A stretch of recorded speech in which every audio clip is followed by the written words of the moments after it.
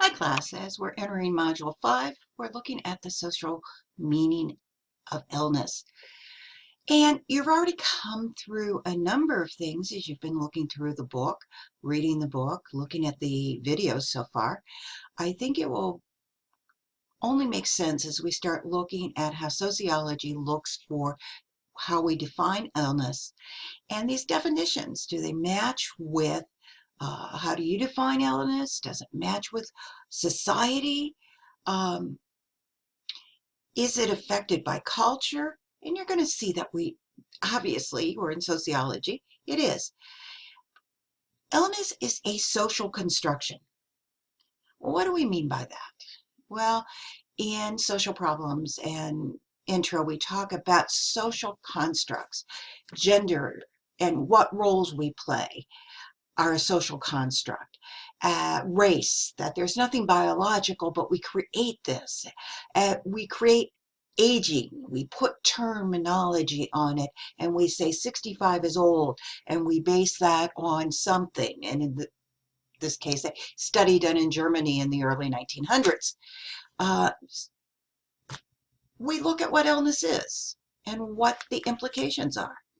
We're looking at things very differently, and to tie it together, sociologists, medical sociologists especially, look to understand these explanations for how we behave. Now, you're going to be hit in this chapter a number of things, and one of them being the sick role, which was introduced by Talcott Parsons. Now, I want you to really think about the sick role and that those four basic components of it. We'll look at it deeper, and I've given you some extra pieces to look at beyond the PowerPoint here in the module. But within that process, think about this, that it doesn't always work.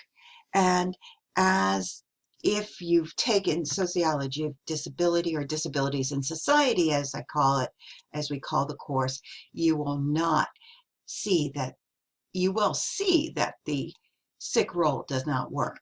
So the social construction of illness, it changes over time, and it is often a process of understanding who gets ill and why they're ill and blaming people for their own illness. Now think about this related to disabilities, or even we can think about related to AIDS, that in the case of disabilities, what sins have you committed was brought up religiously by multiple religions, and that the sins of the father would be visited on the sins of the children, or was it the mother's fault? You know, we're looking at the Zika virus as we've been going through, and I hope you're paying attention to some of those things. But is it the mother's fault, or is it the culture's fault? And so basically, in the past, illness resulted from unhealthy behaviors. Drinking, smoking. Oh, still exists today, doesn't it? But we can see other types of things. And across time, powerless people are often still blamed for their illness. And we also categorize people based on their diversity and their other social constructed pieces coming into place. Well, sociology especially looks at two different models, and the world tends to go by the medical model. It's the dominant conception of illness in the world that we diagnose somebody and we treat them as their diagnosis.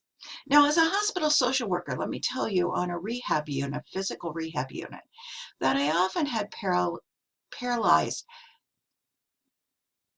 patients following a spinal cord injury that were diagnosed then as disabled, and that concept of illness followed them all the way through life, and that they were treated for their medical problems, and they failed to adjust the social forces that affected their illness. Now, disability is a great example of where the social model really needs to be taken into consideration, because people aren't necessarily disabled by their illness. They're disabled by society. But let's look medically. And so from the sociological model, we look at the social forces that affect healthcare: poverty, social inequality, race, those effects that come forward. And we look at things like globalization, urbanization, rural areas, and how they differ. And so as we start to explore this, we can see right here on this example the different ways that we are looking at illness. Now, illness is often a label. You are what you are labeled at, okay? And it drops you in that function. I think these examples are self-explanatory to you as you start looking at them. And you can see illness can be an apolitical, and politics has no impact under the medical model.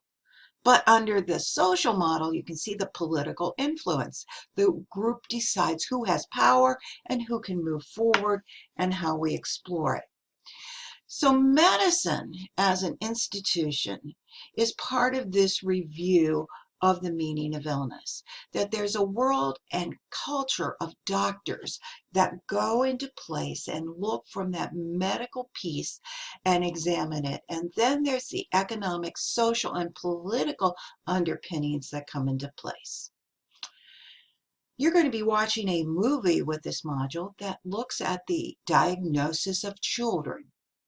I want you to think about these two issues: the medicalization that comes through the process and the support and the way of treatment. So we have these examples of the medicalization of a diagnosis and acceptance in society. Let's look at alcoholism.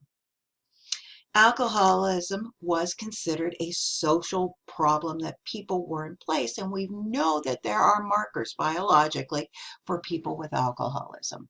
And so what we've done is medicalized the disease of alcoholism, and we even call it a disease, and we put it into place and we drop it into acceptability in society because it needs treatment.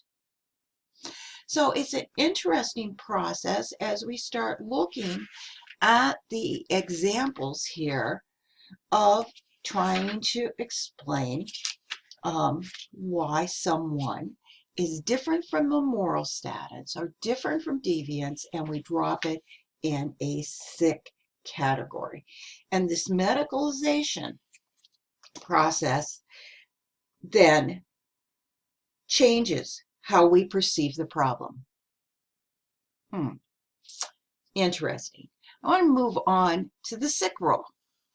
Parsons, when he starts talking about the sick role, right, brings us together to look at the involvement of where a person is then when they are given the privilege of having a diagnosis.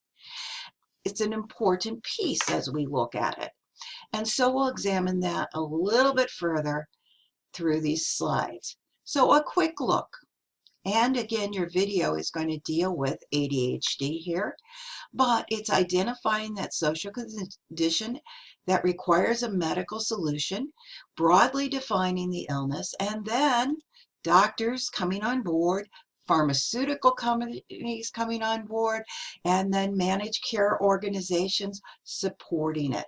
And so the consequences of medicalization can be helpful. It brings the process to the forefront, but it can also harm for the overt treatment, the ignoring of other possible treatments for an illness as well, and it can lead to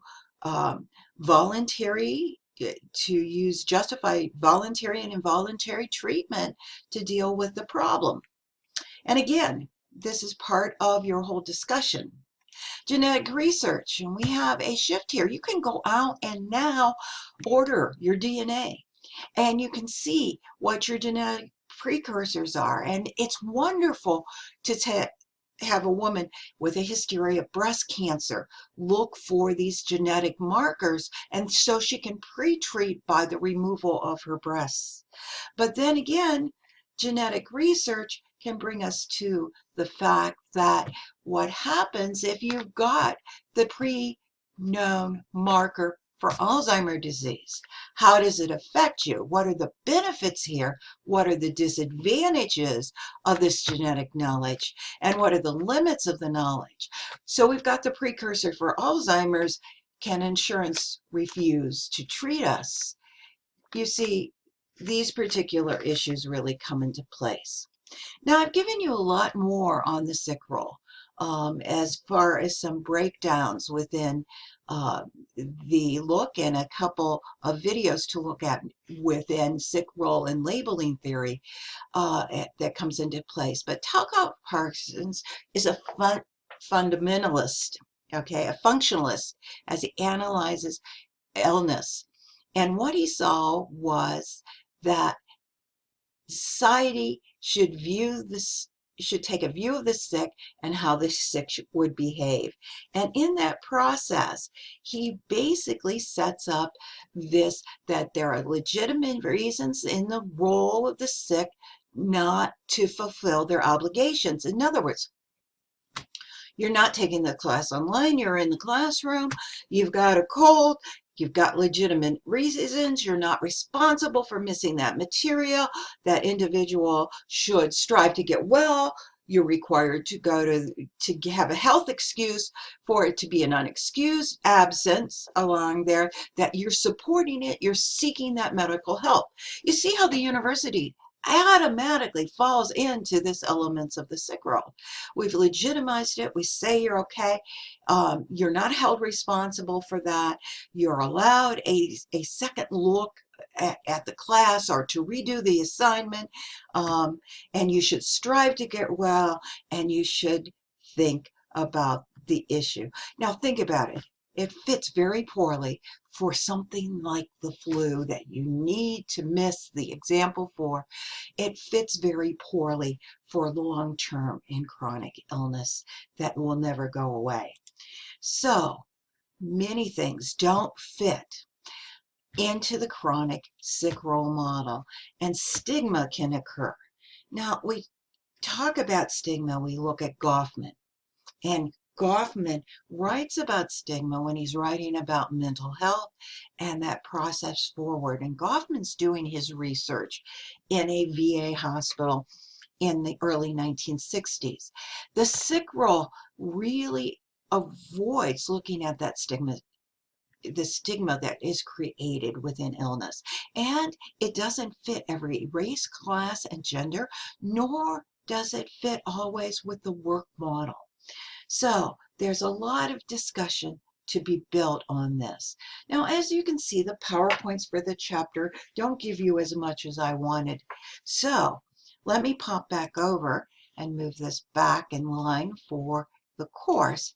You'll see that I've broken down some implications here with a breakdown of what the sick roll is, a little bit about medicalization for you, a little bit about the criticism of the sick roll, and a quick video, or I'm sorry, this is a PDF for you to view, and then some information about labeling theory and a quick YouTube video, by the way, less than 2 minutes. I've now asked you to go in and again on Films on Demand, watch a movie. It's called The Medicated Child. And think about this sociologically. You're going to see that your discussion board ties to this movie this week. And I'm hoping that you'll be able to interrelate some of the things that you've already looked at in the course and understanding some of the concerns about creating this over medicalization. So with that said, your quiz I will be adding tomorrow for this, and it will be a multiple choice quiz. Again, please let me know if you're having any problems. Please post that on the discussion questions or email me. I'm hoping that you're finding these helpful as you are approaching the lectures, and have a great day.